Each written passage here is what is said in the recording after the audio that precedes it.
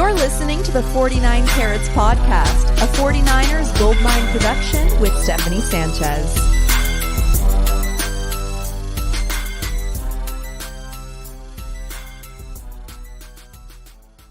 What's going on, everyone? Welcome to another edition of the 49 Carats Podcast. I'm your host, Steph.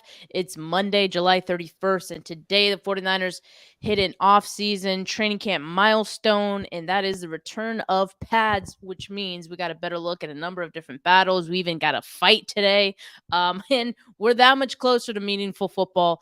Joining me to talk about it today is none other than Christopher Johnson. How you doing today, Chris? And before you say anything, congratulations on becoming a married man. How does it feel? Hey, I appreciate you, my friend. It's good. It's good. Long time coming. Not much changes, but a little bit of jewelry, you know what I mean, as far as that feeling and stuff. But, I appreciate that very much. Thanks for the shout out there. I've been following you closely. I know you've been on the road. You went to, was it El Salvador? I did go to El Salvador. It was like the week before camp. So, was a week back home, and then I'm back out here in the Bay. That's awesome. For camp. So yeah, we're on the go now.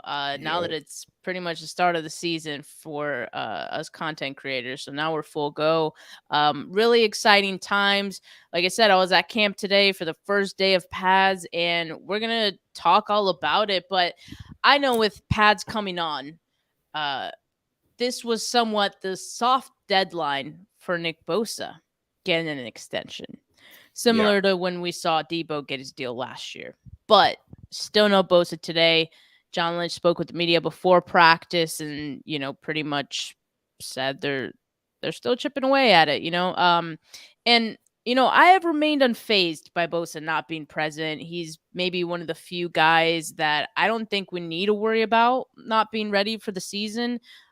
He takes incredible care of his body, and he has a crazy work ethic and regimen. So, but the question is, when does our lack of concern expire? Like, is there an expiration date to our lack of concern, right? At what point should we start to be worried that he's not around? Hey, I don't think we're there yet, right? I mean, pads just started. I think maybe once we start getting into preseason, like maybe if not by the second preseason game, I'm a little like antsy. What about you, Chris? Yeah, so that's a good question. I'll be real. I was a little surprised that the deal wasn't already done. I did some cheating real quick because it felt like when Kittle was getting his deal, that lasted forever. Looks like Kittle signed his deal on August 14th, around then. So I guess, we're a couple weeks away from when, that benchmark, if you will, when Kittle signed his. I'm confident regardless of when a deal gets done that it will get done. So I don't have that much concern in that regard. But to answer your question, I feel like if we get into maybe into next week and we're not hearing anything, I'll start being curious about what's up. You know what I mean? Is it too much money? Is it the guaranteed money that's the holdup? I'll be curious what the there is. I'm confident that a deal will get done. I don't think it's gonna be some crazy situation where it's both sides don't come together somewhere. But I think if we creep into next week, I'll be interested to hear, if some reports start coming out as to what the holdup is. But I'm with you. I'm with you as well. If you start getting into games, less about my concern will be less about, preseason games. My concerns will be less about a deal getting done because I'm confident that'll happen. But I will be curious as to just the game readiness, that aspect of things, being around the guys, the chemistry, the rhythm with the team. He's a true professional. Obviously, Nick Bosa's, training regimen is well known. But you still got to be with your guys. That's kind of the part that I'll start being kind of concerned about. But yeah, I guess we're definitely on Bosa watch. And I expect that, any time I'll probably come through. One last thing I'll say real quick though, Steph, is it's interesting to me. I'm curious as to this kind of process that the Niners always go through with their blue chip players, right? Whether it was Kittle and Warner and then Debo. You don't have to wait this long. You don't have to wait until you're knocking on the door of training camp or you're getting closer to the preseason. I mean, arguably, conceivably, with all of those players, the team gave every indication that they, were going to extend them. So, you had the whole summer. I don't know. I don't know how you feel about that. I don't know. It's not that big of a deal, I guess. That's just how the Niners do things. But, it's kind of interesting to me when, you wait into the summer and other deals get done or other deals that could have implications on the player that you're going to sign. It could potentially, tick up that price a little bit more. One would think that it's better to do that sooner than later. But I don't know. It just depends, I guess, on the player maybe. Because like with Dre Greenlaw got an extension in the middle of last season. So that's right. Surprise. That came out like nowhere in my opinion. So, but yeah, so we'll see. So you're saying we start getting to preseason games and when you start getting kind of curious as to I think so. Yeah, I think so. And the point has been made that he in his entire time in the NFL has never played a preseason game. He doesn't need to. That's fine. But to your point, and I somewhat agree that the chemistry of just being around the guys, I'm not worried about his conditioning. Like I don't think it's that. It's more so just being around your teammates and being on the same page with your teammates. This is a new defensive coordinator with Steve Wilkes. There might be some new wrinkles that, as of right now, Bosa doesn't know about, right? I would hope that there's a line of communication where there's at least, he probably has the new plays or like whatever those new things are. Oh, Steve Wilkes can communicate those with Bosa or have calls with Bosa. But, there's a certain aspect of it that you don't get unless you're physically there. And so I think, again, once we get to the preseason, once we get to, preparing for week 1, I think that's when you really start to hit the panic button. But look, we've spent 5 or 7 minutes talking about Nick Bosa, who isn't even there. Let's talk about the players who were there at training camp today, starting with the quarterbacks, because I thought this was an interesting day for the quarterbacks. Again, first day in pads. I think we get a better look at, the pass rush and how that might look like in 11-on-11 situations. It being my first time at this year's training camp, I was seeing new things that I hadn't seen, before. I've only heard some things about the quarterbacks and how that was going. So today I got to see some of that firsthand. And I'll start with Brock Purdy because Brock Purdy, of course, his rest day was on Sunday, so he was back as the first team quarterback, starting quarterback, and Sam and Trey were back rotating second team reps. And I think, personally, things went a lot better for Trey Lance than the last time that Brock Purdy was there too and Sam and Trey split reps, because I know the last time, and I believe it was Friday, there was a lot of talk about, well, Trey only got, I think it was like 6 throws or something like that in that practice. And Sam had like maybe 7 or something. And so there was a lot of talk about the amount of reps. And I don't know if it's because they just, they split the reps a little bit better today, or they actually did have a third 11-on-11 session. I guess in the prior practices, they had only 2. So they had 3 today, so they were able to maybe give everyone a few extra reps today because they did a lot of like situational period today. And it makes sense because now they're in pads. Like now this stuff, it's getting real, right? So you want to practice those real game situations as well. So I think as we go along, these guys are going to have more reps. And I just want to point out, Brandon Allen, he only got 4 throws in the reps that he got, right? So, and he was 1 of 4. I don't even want to talk about Brandon Allen. To me, I'm sorry to say he's irrelevant to me on this team right now, and unless he makes a 53, like it's going to remain that way for me. So Purdy was 12 of 16. Lance was 8 of 10 or 9 of 11, depending on who you ask. And the reason for the discrepancy in those reports is because some people will count the sack as, like, if there's a would-be sack, they count it as a non-play. They don't count the throw that happens after that. Some people do count the throw that happens after that, because there are no true sacks in training camp. If a defender looks like he got a sack, they continue playing. So some guys count that when they're tallying snaps and charting passes. Some people don't. So some people will say he was 8 of 10. Some people will say he's 9 of 11. Bottom line is he missed 2 throws. But I think this was Lance's best day, as people have been saying. I can't really compare it to the other practices that I wasn't there, but yeah, I think he had a really good day, and he was probably up there with Purdy as far as his day went. And I think he had a slightly better day than Purdy did today. So Darnold was 6 of 8, solid, okay. Nothing like really stood out to me with Darnold. I know he had good practices some of the other days, but I think it was nice to see Lance kind of bounce back from the practice that he had Friday.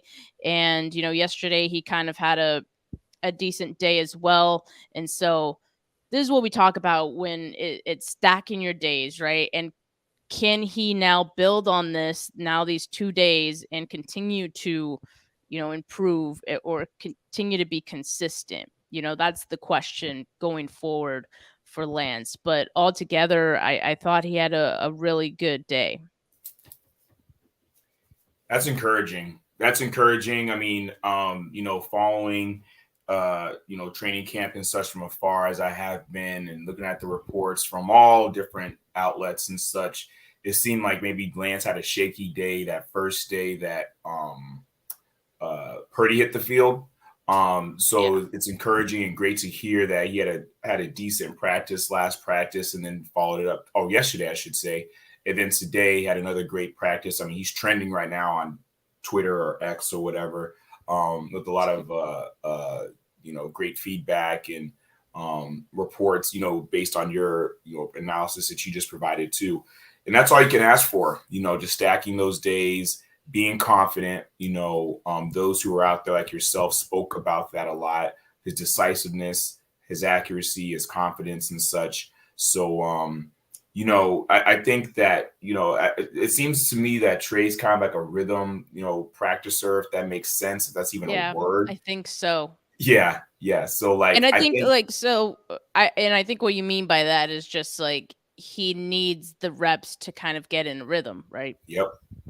Yeah, I agree. So I think it's encouraging. And then, I know you'll probably, go to him as well, but it sounded like also Sam Darnold had a decent day too.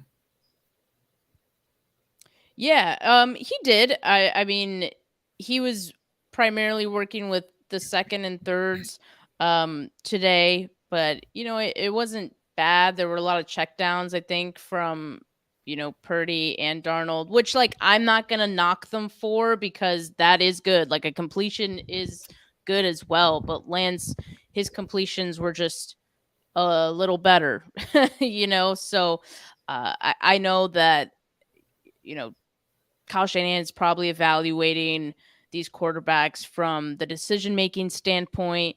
And, I think all the quarterbacks in that regard, did a pretty good job there. I think Purdy, also, there were some times where there was a 2-play stretch in that it was kind of weird for him. But outside of that, I think he was fine. The 2-play stretch was the first one. I believe someone said he one-hopped the pass, and to me it looked weird because it didn't look like there was anyone around the ball. So I couldn't really make out what happened on that one. And then the following play was the interception that he threw to Dre Greenlaw. So that was a weird stretch, but he was able to bounce back and he was fine outside of that. Lance, like his only misses, I think I believe they were both to Jordan Mason actually, and they might have both been miscommunications between the two on that end. And I don't know if it was Lance's fault or if it was Mason's fault. I just know it's a miscommunication, and I don't really worry about those in camp because those usually get cleaned up, as camp moves along, and by the time you get into week one, most everyone's on the same page. But yeah, I mean, I think for the most part, I think all quarterbacks did fine. Like I don't think I could look at any of them and be like, they did poorly. But I think Lance just had the slightly better day compared to the other quarterbacks. Yeah, so I got some questions for you about camp, but I will say before that, like I'm curious to see, as camp progresses, obviously, giving, Brock Purdy some realistic, right, being realistic about Brock Purdy's progression and such. He's gonna have some rust, he's gonna have some stuff he has to shake off, didn't have OTAs, hasn't really been able to throw much up until I think he was cleared like a couple weeks ago or something. So, but that being said, I'll be curious to see, how that progression, transpires. Like, I've been seeing reports about maybe, holding the ball a bit too long, certainly as you're mentioning the one hop on one of his passes and such. I think some of that's to be expected, but as time goes on, with him being fully cleared and such, it'll be interesting to see if, Lance or dare I say, Darnold keeps stacking some decent days, or error-free days, if you will, especially with their decision making, and how long that rust persists with Brock Purdy. But I'm a little ahead of myself in that regard. There's still some time in camp to go on, but I think that's something to watch, right?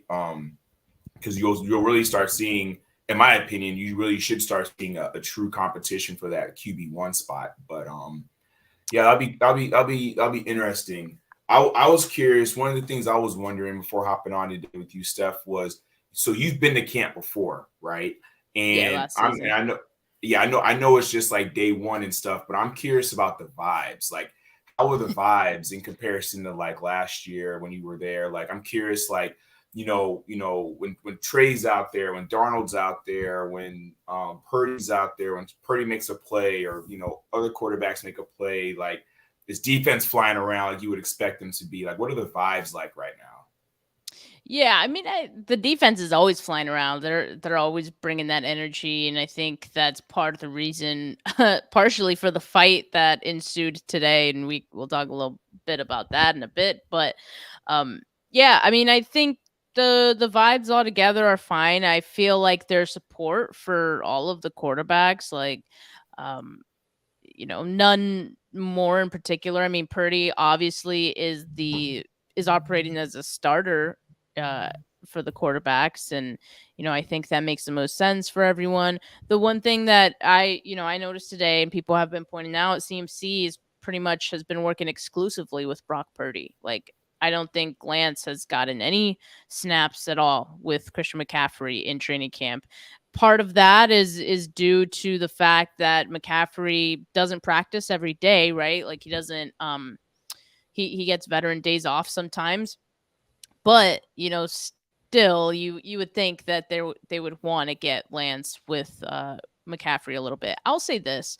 You mentioned that there could be a competition for a QB1, when Purdy, I guess, is up to shakes all the rust off. I don't think there's a competition for QB1. I really don't. And I don't even get the sense of that as I watch camp and I hear reports out of camp. I think really at this point, the only competition is between Lance and Darnold for the QB2 spot. And, I think that makes the most sense. I don't think Lance has really done anything to really blow anyone out of the water to where you can say, oh, wow, you have to reconsider like Purdy being your starter.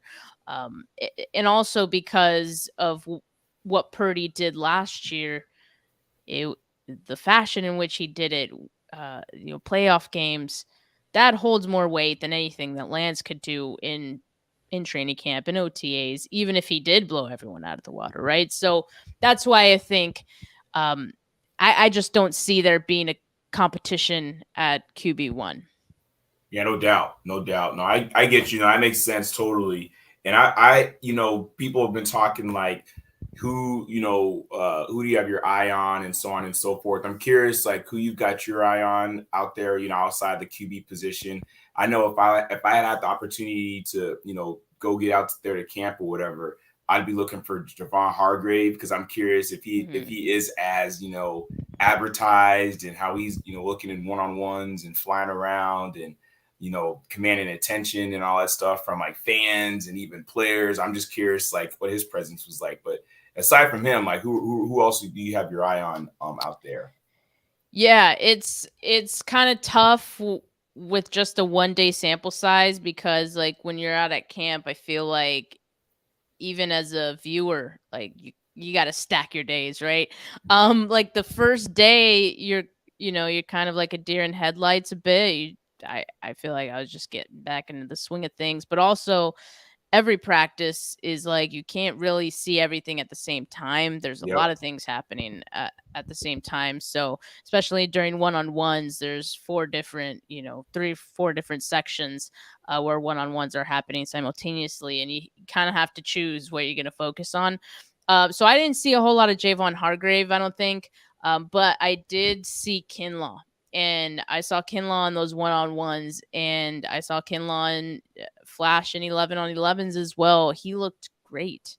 And I know I've mentioned it. Like I'm not buying the hype on Kinlaw, but I saw him out there and he looks good. I just feel like I can safely say that if he's healthy, I'm going to add that caveat, right? If he is healthy, he's going to look really good this year. He looked explosive. He looked really quick.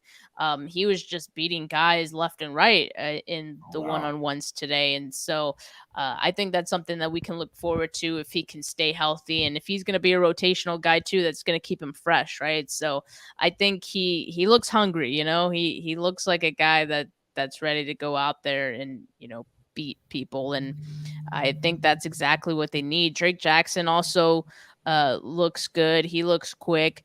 And, I'll also say that, Christian McCaffrey stands out, which is kind of cliche because, it's Christian McCaffrey. But even he almost exceeds your expectations a little bit watching him in person in training camp, because it's like, dude, it's training camp. You're not supposed to be going this hard. But he's out there and he just looks like a man amongst boys. He really does. So does it concern you at all with his like injury history and stuff? Like maybe, hey man, take it a little easy, go 75% speed maybe, or I'm just curious, like maybe it explains his injuries, right? Like maybe it explains his injury history because he's always going so hard. But no, it doesn't worry me. I don't want to worry about his injuries. I don't want to manifest anything. Yep. He was healthy with this team last year, so I'm just going to hope that we see more of the same for him. But I'll also say this.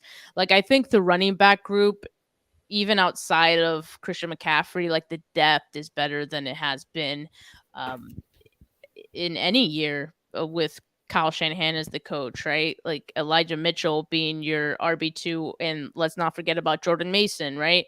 He's probably the RB3, and then you have Kalen Layburn, who is the undrafted free agent. And TDP. Let me not forget TDP, who looks like he's taken a step this year too. All of these guys look great. Like, I don't think you can look at any of them and say they look bad. Like, I haven't heard any of those reports, and I also didn't see it today in practice, right? So I think top to bottom, this running back group is really good. And so I think they're going to have a tough decision to make when it comes to the cuts to 53. Hopefully they can keep someone like Kalen Layburn, under wraps during preseason, not expose him too much to other teams, and they can stash him on the practice squad, and you'll feel really good about having McCaffrey, Mitchell, Mason, and TDP as your 4 running backs. So I got a question for you about that actually, because well, for one, yeah, just in general, from a running back perspective, I mean that's been a strength of the squad, during the Shanahan Lynch era, and then even picking up those undrafted free agents, even if they came from another team, but even the ones that the Niners have, picked up as undrafted free agents have been strong and contributors as well. Um, I'm curious, when you're talking about, a tough decision as it relates to who's going to stick to the 53 or maybe have to get stashed on the practice squad or whatever. I think it's been great seeing the reports coming out of camp about, the step that Tyus Price has taken.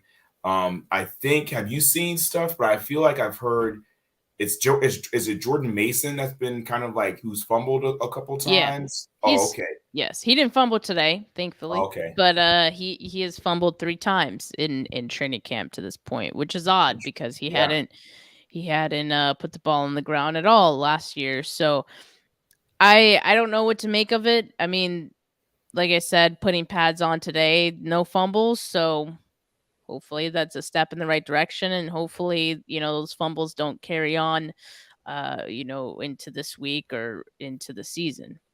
No doubt. No, I agree. No, I agree. I I so I see, did you get a chance to see any of the? I saw some reports regarding some one-on-ones between Kittle and Tano Hufanga today. Yeah, I saw one of those, and I think like you might be referencing one of the tweets that Brad posted. I don't know if Mhm. I saw Brad post it, and because I was sitting right next to him, and we both saw that one, and they're just battling out there, like they both want it, like, and it's like an iron sharpens iron type of situation, and so even I recall even last year in camp, those two guys would always, battle hard against each other. Fred Warner too, like I feel like certain players just love one-on-ones. And like Kittle, Huff, Fred Warner, they're the kind of guys who just they take it into another gear with those one-on-ones because they want to prove something. They got a point to prove. So yeah, those are always good. And I believe, let me see. I believe Kittle beat Hufanga on that one, but they were like battling the entire time up until from the start to the finish, man. And it was very physical with those two. I think when you make the comment that iron sharpens iron, I mean, we all know what that means. And it's in some respects, I guess it's kind of like a cliche or whatever. But I have to remind myself that that's legitimate. You know what I mean? Like, because I think to myself about where I was mentally a year ago and how some of the conversations that even we had regarding the offensive line going into the season, and not didn't have outside of Trent Williams, weren't really big names. McGlinchey, Mike McGlinchey was definitely a name. But aside from that, being concerned about the interior offensive line and so on and so forth, and they did fine last year. They did fine. And sometimes I take for granted the impact that the defense has on making them better, and even just even schooling them up, because I know sometimes you'll see in practice like the defensive linemen talking about the offensive linemen and vice versa, and how they can attack each other and so on. When they're in game situations, and I forget about that sometimes. I forget that literally, like, sometimes when you hear about, oh, this wasn't too good of a day for the offensive line, or this wasn't too good of a day for the receiver, whatever, or the quarterbacks, or whatever, it's like, hey, this was like the number one defense in the league last year. The year before that, they were like a top 5, top 10 defense. So I think that a lot to be said for the way that the defense in particular, not that we don't have playmakers on offense, there's definitely playmakers on offense, but I'm saying like the defense in particular, how they push the offense to be better. Yeah, and that's kind of what makes camp a little awkward or uncomfortable at times, because I think a lot of us lean towards wanting the offense to do well, in these situations, but also, your defense makes a great play, and you got to be pumped about that too, right? Yeah. So yeah, it's always weird when player on your favorite team has a great play, but then the other guy who's also on your favorite team, he gets beat. Like, and it happens like that. They're playing against each other in camp, so that's going to happen. And it's just the nature of the beast. But yeah, I mean, I think especially for certain players, like you can tell who's competitively driven and who likes going up against their teammates or just anyone else in general.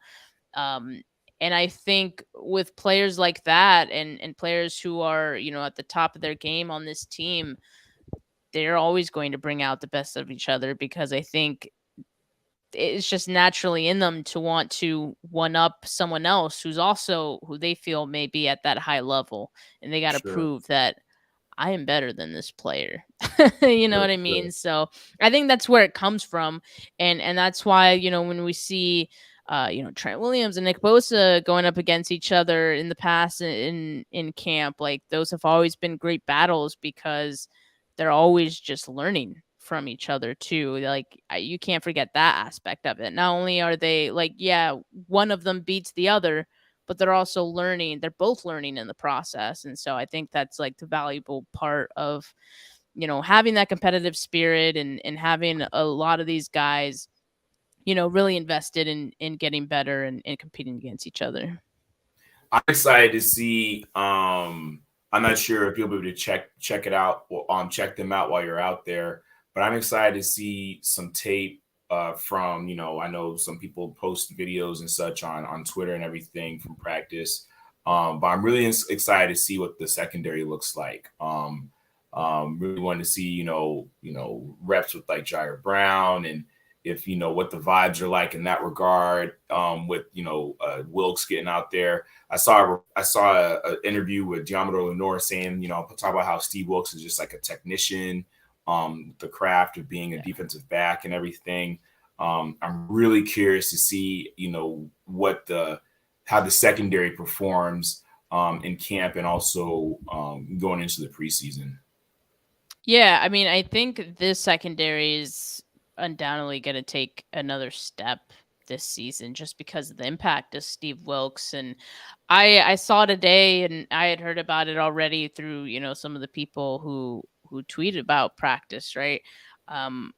His hands-on approach with the secondary in particular. Today he had some one-on-one time with both Diamador Lenore and Charvarius Ward. Ward hasn't been participating in team period because he's dealing with a groin injury. I think they're just being cautious with him and just keeping him out. No reason to risk making that worse.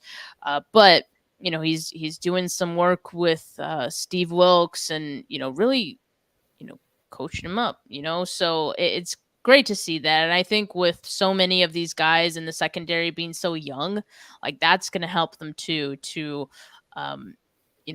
grow and evolve in their game a little bit quicker than maybe they would have had Steve Wilkes not been here, right? So yeah, go ahead. Yeah, to that point, I'm curious as to for some players that may be on the fringe, maybe how his impact will what kind of impact he'll have in their development.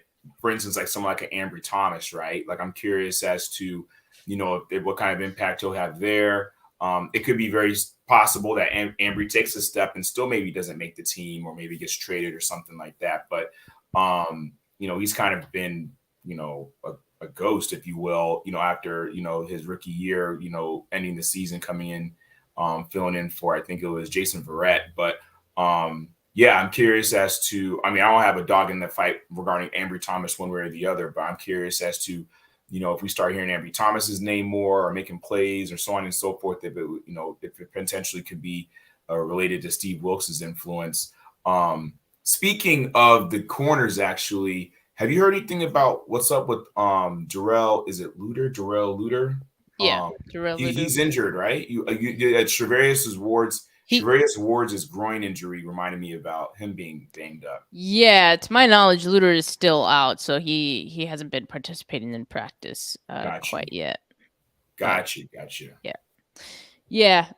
But yeah, I think these corners are going to benefit a lot. Now, as far as Ambry Thomas goes, I don't know. I didn't really pay attention to the corners like that today, so I can't say whether or not Ambry Thomas was good or bad. I just know in the past he hasn't been very great. Now the 49ers have a lot more depth at Yep. corner where that sort of makes Ambry Thomas expendable, plus a new, secondary oriented defensive coordinator who a lot of guys that they picked up this offseason were handpicked by Steve Wilkes, right? So that tells you too that he might favor those guys a little more than Ambry Thomas, who hasn't really showed up to this point.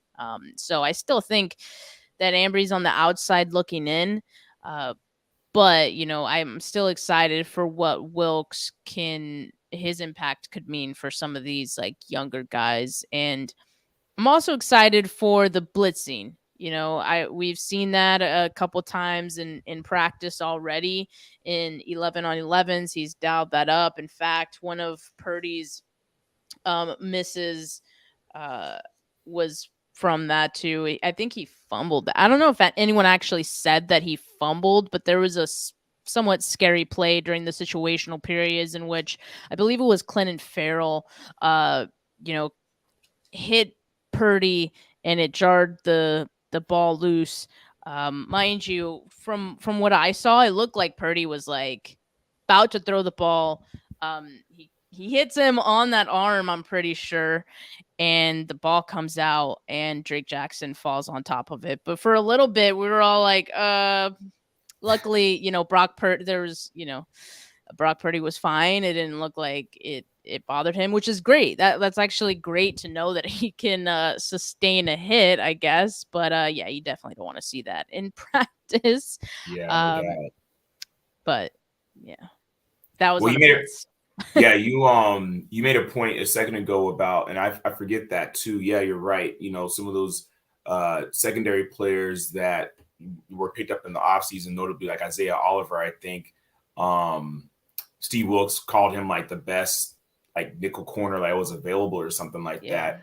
And yeah, coaches like their guys, regardless of any sport. Like it's not just football. Like, so you're right. Some of those guys, I agree with you going back to the previous point that Ambry might be on the outside looking in. So did you get a chance to see any of the offensive line work today? I think I saw, like, I've been curious to know about is it John Feliciano? What's his name? Yeah, John Feliciano. Like I suspect that he'll be like a backup guard or backup, like, maybe even a swing tackle or something like that. But I think I saw some reports that, to your point, that I think Javon Kinlaw was kind of getting after him a little bit today. But I was curious if you happen to see any other offensive line work. It's funny. I did see the defensive line, offensive line one-on-ones. But for me, it was easier to see the defensive linemen because their numbers were facing, like the back of their jersey were facing me. Like I could see them. So it was harder to see the offensive line because they're also in like the far like corner. Got you. So I couldn't really always make out who was the offensive lineman. I just know when the defensive lineman beat, X player. But Brad, who has an eye for this stuff, I saw him mention, for one, Colton McKivitz, has been holding up really well. And because I know that's one guy that we're all kind of curious about, right? How is he looking out there? Quite frankly, I was never really concerned about McKivitz. I think the team has a lot of trust in him to have him take over the right tackle spot. And, I think I'm just going to trust the team and what they're seeing from him. So far, it seems like he's been, pretty solid, and he held it down today. So that's what Brad said. But yeah, I'll try to, do a better job of seeing the offensive linemen. It is just kind of difficult. Also, it doesn't help that sometimes they put their jerseys like up here. Oh yeah, it's like sure. scrunched up like up here, and you can't always see the full number, unfortunately. But yeah, one thing that was interesting. Go ahead. Oh no, I was just gonna say I'll try to, know who each player is, tomorrow. Yeah, no doubt. One thing that was interesting, we've had conversations, you and I, before about Aaron Banks and his how being next to Trent Williams, impacts him in a positive way. It was interesting. I was watching some interviews from him. I'm not sure if it was from today or yesterday, but he actually was talking about how his communication with Jake Brendel is improving, and how working alongside Jake Brendel is. I mean, obviously, anyone can assume that being lined up next to Trent Williams, you're gonna there's gonna be some residual benefit to that. But I thought it was also cool to hear that him and Brendel are getting a rhythm and a familiarity with one another. So I expect him to take a step in that regard, just from a familiarity standpoint and also experience standpoint. Also being on the other side, being next to Trent Williams. But I thought that was interesting about how he notably kind of spoke to Brendel also being a positive influence in that regard to helping him step his game up. And like that's part of the reason I was never concerned about the offensive line this year anyway, because it can't get worse than last season when there were 3 new starters. And even then they were able to Make a good point. make it work. Like as the season went on, they got better. Why? Because the more time that an offensive line has together, they're going to have better chemistry. They're going to be on the same page more often, and that just helps with them gelling as a unit, because they move as a unit. You got to be on the same page and move the same way, right? So that's why, with just Colt McKivitz being the new starter on the line and him already having experience with this group, he's been on the team for a few years now. Like I wasn't worried. I wasn't worried at all about the offensive line. In fact, I think, encouraged by the fact that there were so many returning starters, including Brendel, because, to Aaron Banks' point, the more time that they get together, the more they're going to gel. Like it just happens. Like that's how offensive play works. And so it can only mean good things going forward. And I think they're going to be a better unit as a whole this year. Yeah. And then sticking with the line, also, like I've heard different things here and there about Cameron Latu. I think he had like a drop today, but Yeah, two. Yeah, two. Oh, yeah, two. Oh, okay. But apparently, I guess he's been good with his route running or something like that, kind of like showing a little bit better than was expected. But I've heard nothing about Braden Willis. I was thinking that potentially Braden Willis, because Cameron Latu was the one that was first. He was drafted first. Yeah. Well, I was actually thinking that Braden Willis actually might be the stronger of the two pass catchers and tight ends. But I've heard nothing about him, nothing of him from even like OTAs, like, obviously, training camp pads just started today, but from even last week, have you heard anything about Braden Willis? Honestly, I haven't heard, or, today I didn't see too much, of them either. Aside from Latu's 2 drops, like I can't really say that I saw too much more. I guess unfortunate for him, those were kind of the only 2 plays I saw from him. But I think Braden Willis had a I'm trying to double check. Maybe he didn't have a catch in team periods, but there were in one-on-ones he had a catch against let me see. I'm trying to see. He had a catch against against 41, who's Taylor Hawkins, I believe. But they've been quiet, I guess. Yeah, I'll be curious. I'll be curious to see what transpires there. It might take him a while. It might take him a bit. Yeah, to get a groove. I was excited to hear about. I think Demetrius Fowles has been kind of coming out there with the first team, if I'm not mistaken, and then sounds like D Winters has been getting some love as well. Dre Greenlaw was talking, I think, yesterday post practice about comparisons to himself, like how D Winters has been getting some comps to Dre Greenlaw, which I think is pretty cool. I'm going to pay more attention to the linebackers tomorrow, because I think a few people have kind of asked like what I thought about Jalen Graham, and I was like, it's not really what I focused on today. So I think tomorrow I'll look at offensive line a little bit more closely, and also linebackers.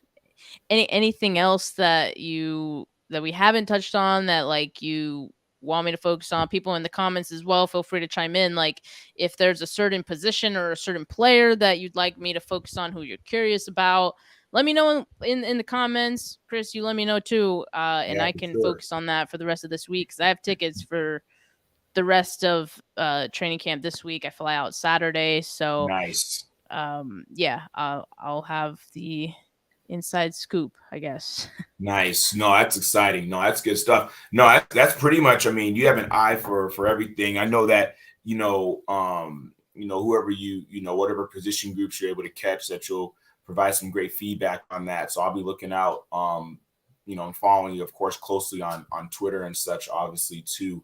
But yeah, no, I think that's pretty much, so those are obviously the quarterbacks we talked about and the running backs as well. You mentioned talking about, the defensive linemen, that you're going to look more into kind of like the offensive linemen and linebackers. I think that's cool. I just, sounds good. It sounds positive. I'm praying every day, that, everyone's all healthy and stuff, throughout practice and stuff. Prayer This is the circle. scary, Prayer yeah. circle for health. Yeah, real talk. This is a scary time of year. You already have reports coming out and stuff about different players, getting banged up or going down with things. So, Yeah. yeah, and then obviously I'm jealous that you're seeing, Brandon Ayuk out there just like lighting it up as always in training camp. I mean, it sounds like he's just, stacking, training camps at this point. Like it sounds like he's just, unguardable, they're saying out there, and that, he's there every day, doesn't take days off. Like that's awesome. Yeah, he's kind of quiet today, I think, in comparison to what we've heard from the other days, but it was the same thing in last year's camp. He was tearing it up. And so the thing that I've been mentioning is I hope that carries on into the season. I hope Kyle Shanahan maybe features him a little bit more, that the quarterbacks look his way a little bit more, because he gets open. That's never been the issue with him. Like we saw that last season, he was getting open a ton. He was cooking guys. It's a matter of, is he going to get the ball? So hopefully, it can translate into the season, because I think he's capable. And I think Croc said the same thing. Like if he gets the ball more, like he's capable of having a 1,400 plus Sure. type of season. And to me, that's the kind of receiver that he is. Like I think he is capable of that, because he's an all around good receiver. And so he just needs to be peppered with more opportunities, to, I think, to be favored like nationally. I think he should be up there with the Justin Jeffersons of the world, but he needs to prove it in the stats, or no one else besides 49er fans are going to care or pay attention to him, right? Yeah, So no, that's well said. I think that with, the running back room being what it is, as we've talked about, it's one of the strengths of the offensive core. And then, with the way that Kittle finished the second half of the year last year, Debo's looking like he's in the best shape he's been in since 2019. Ayuk taking a step, Christian McCaffrey having a full offseason with the team. Like the offense has the opportunity to really hit the ground running, I think, at the beginning of the year. So to your point, they just got to show it. They got to do it. yeah, but Chris, this has been a great episode, and always enjoyed talking 49ers with you. RJ in the comments said, Kinlaw if possible. He wants me to check out Kinlaw. RJ, I saw Kinlaw today. He looks incredible.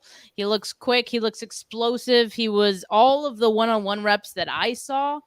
He beat his man, whoever he was going up against. He beat him in the reps that I saw. So he looks great. I just hope that he can continue to stay healthy, because he looks healthy right now. So hopefully he doesn't suffer any setbacks, and anything that Kinlaw can give you will be a bonus at this point. So yeah, hopefully we see that. But yeah, so tomorrow I'll pay more attention to the linebackers. I'll have a keen eye on the offensive line, and yeah, I'm excited. I'm gonna keep stacking my days out in training camp as well. But for now, you guys enjoy the rest of your Monday. Peace.